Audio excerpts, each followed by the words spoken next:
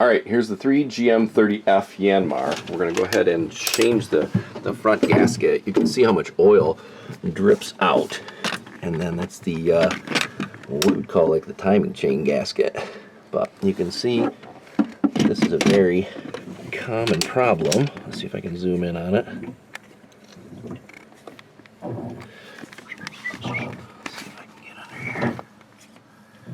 Alright, there's our gasket, and it leaks right down from it. So we're going to go ahead and go over the steps rather quickly and briskly and show you how to change this out. Alright, we're going to pull the throttle stop and cables. Alright, so we got the water pump off, the water pump hose off. We took the alternator bar here, the adjustment bar, and we left the alternator hang. And we're going to move on next to pulling the high pressure fuel lines off. Alright, so break these fuel line nuts off to give you some movement up. You do have to take the housing, the thermostat? Yes, thermostat is the word, thermostat housing, and so you can get the rubber connector off that goes to the heat exchanger. So that allows your fuel lines up, and you do have to break these fuel lines loose, so you're going to want to have a 17mm line wrench and a 19mm for these bottoms to keep them from rotating when you pop these caps off. But yeah, that's where we're at. Alright, so some of the instructions say to have this vertical bar in here. It's a fork, and it's got to catch the top high pressure plate, and they said to center it. Well, centering it in the hole is about here, but if I tilt it back, then about towards the center of the high pressure plate is where it needs to be. So when I do that, then you should be able to lift up. Yep, it's coming up. Okay. Perfect. Got to make sure that that fork in there works, or is lined up with the top part.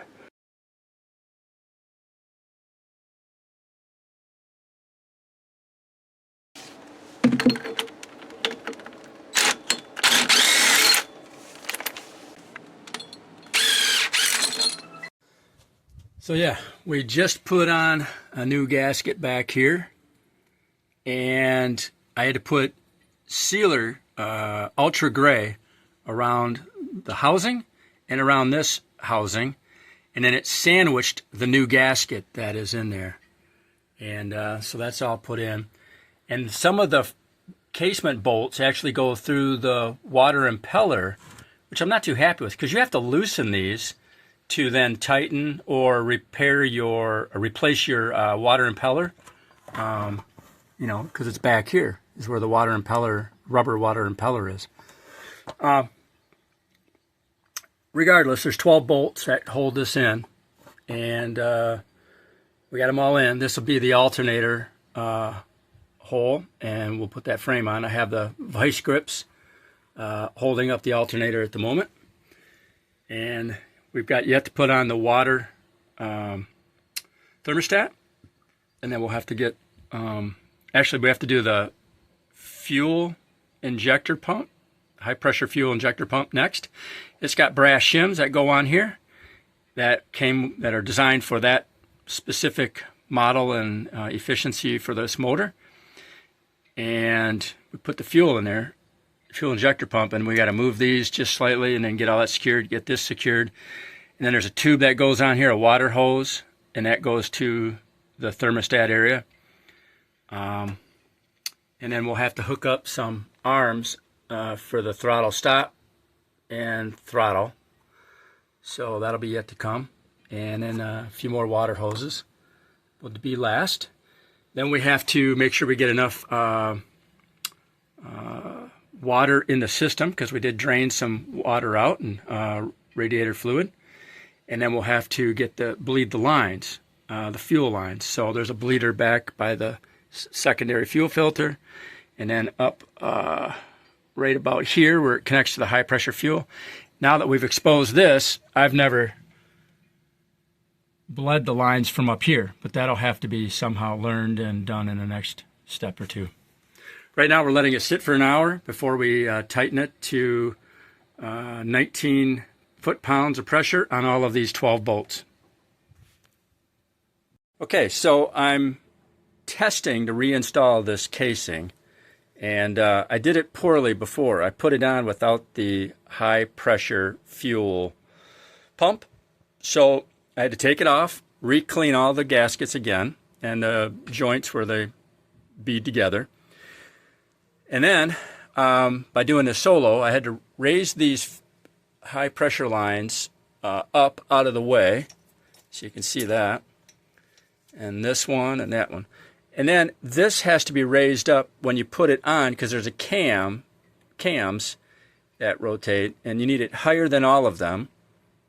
And so now I raised it, I can insert it, and then I can take those paper towels out that are holding it up.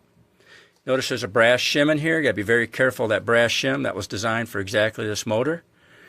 Then I can screw it down tight. All right, so the front cover's on. The bolts are torqued to 20 foot-pounds.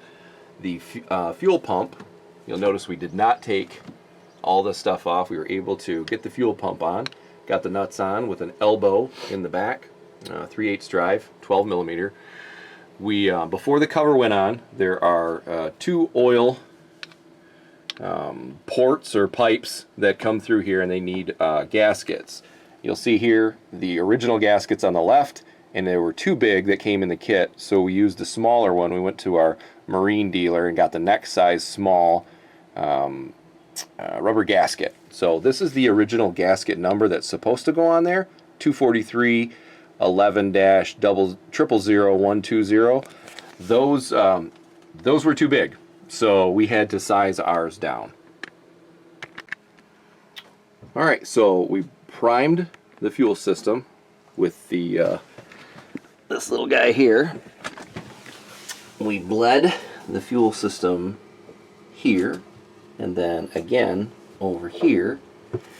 And we also, once we got those bled out, we cracked the lines and allowed those to bleed out. So 17 millimeter, one of them was a line wrench, but here, and then we did this here, and then the other one is down there. So we did one at a time. We first bled this one while number 2 and number 3 were closed off, and then we moved to number 2 and then number 3. And once the air bubbles were out of the diesel fuel as it was squirting out, we tightened them all up and hit the button, and it started. Yeah, awesome. July 9th or 10th, and just got my engine running after a gasket repair. And this is it running. Let me get the light. Notice there's no oil leak on there. None whatsoever. No leaking around the fuel or the water. New belts are put on. And the only thing I didn't do was replace the water impeller. It's running good at 1500 RPM at the moment.